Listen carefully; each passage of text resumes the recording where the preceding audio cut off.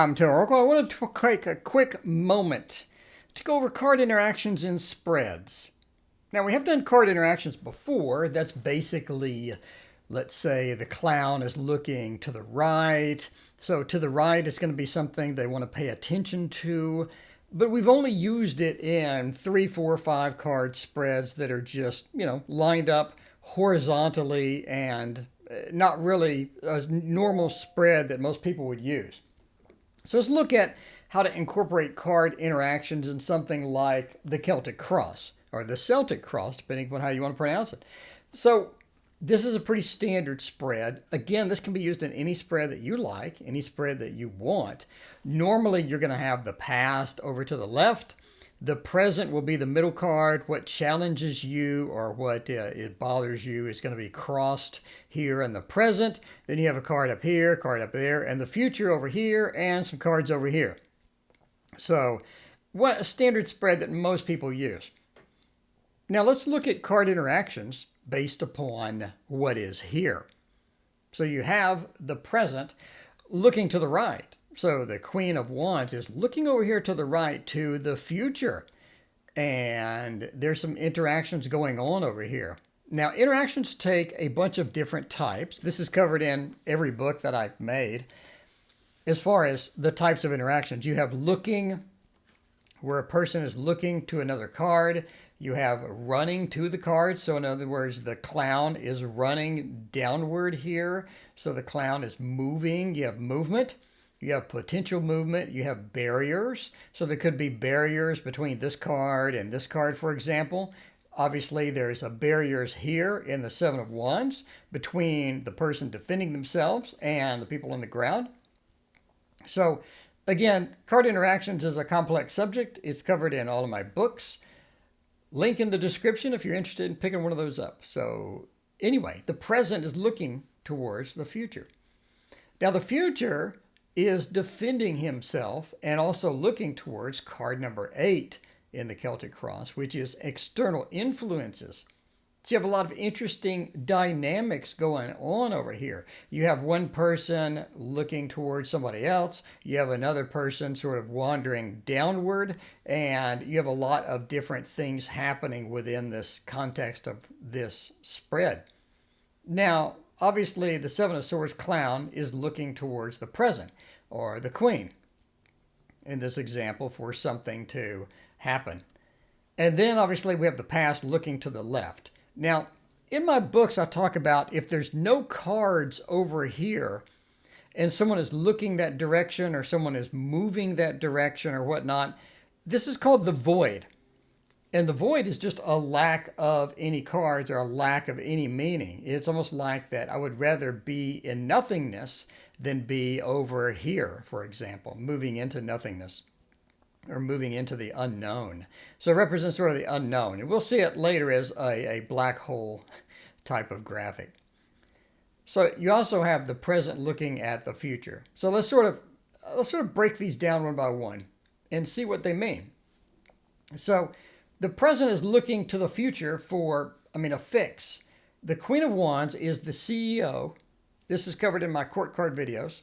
The CEO personality is a master of multitasking. She's able to be the boss, the big boss, someone who's able to organize everything, do all the multitasking, get everything covered, make the organization run and succeed. She does that. She is the master of doing that. So if she's in the present, that's good for you. You don't want a Page of Pentacles or something that's going to be a little bit of a neophyte in dealing with all of this situation. You want somebody who is good, who is experienced, who knows what they're doing. And the present is well represented by the Queen of Wands in this case. But she's looking to the future. She's looking to the future for a fix. Obviously, we put out the Celtic Cross spread for a reason. Everything is not going perfectly. Otherwise, why would we need a tarot reading? People want tarot readings when problems occur, when things arise that we need to fix. In the present, even though she is the master of multitasking, even though that she is coordinated, even though she has everything on her side, she needs the future for a fix. And what is the future doing? The future is defending themselves. So she's thinking to herself, if that is going to be my future, I need to prep. I'm the Queen of Wands. I don't run into things sporadically or unprepared. I need to prepare. It's clear that in the future, I'm going to be defending myself and I'm staring at it. I'm fully aware in the future that I'm defending myself from something that's heading my way. This situation's getting worse. This situation could have an opportunity for me to just fend off things that I really don't want to deal with. So it's time to prep. It's time to figure out strategies for my defense. So the present is looking towards the future. Now, the future is looking down here at death. Death obviously is not real death. That's changes. That's new opportunities. That's when life gives you a second chance. So you have death down there, and we're defending ourselves, but we're looking to death. Defending ourselves we're defending ourselves from changes, right? Or we're defending ourselves looking forward to changes. So the defense, the future, is obviously painfully aware of the death card and changes are coming. That's probably good. That's probably good. We do like how life is now. Maybe we don't want the changes. Maybe we do. Now, obviously, the Queen was prepping for defense. There's defense in the future. Two sides of this coin. One is we're defending ourselves from change. Maybe we like things how it is. Maybe we like things how it is. I don't want to change. I like things now. I don't want this big disruptive change coming in the future. I don't want to deal with it.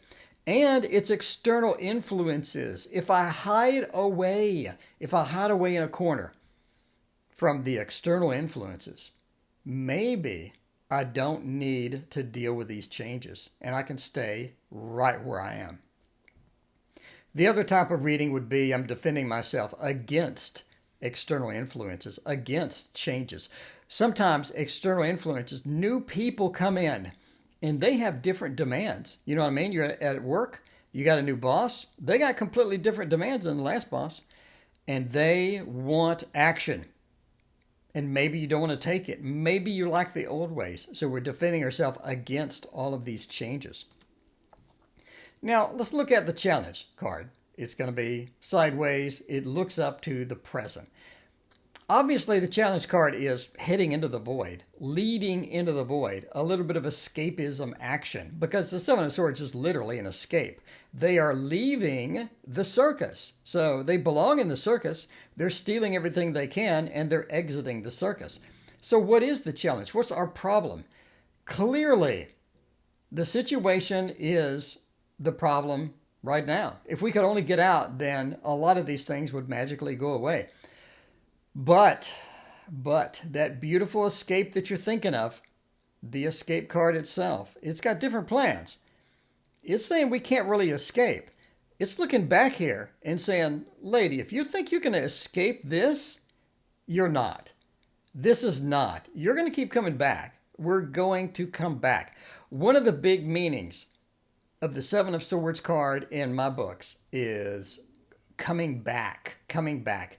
If you have a lover that you want to come back, Seven of Swords is fantastic for that.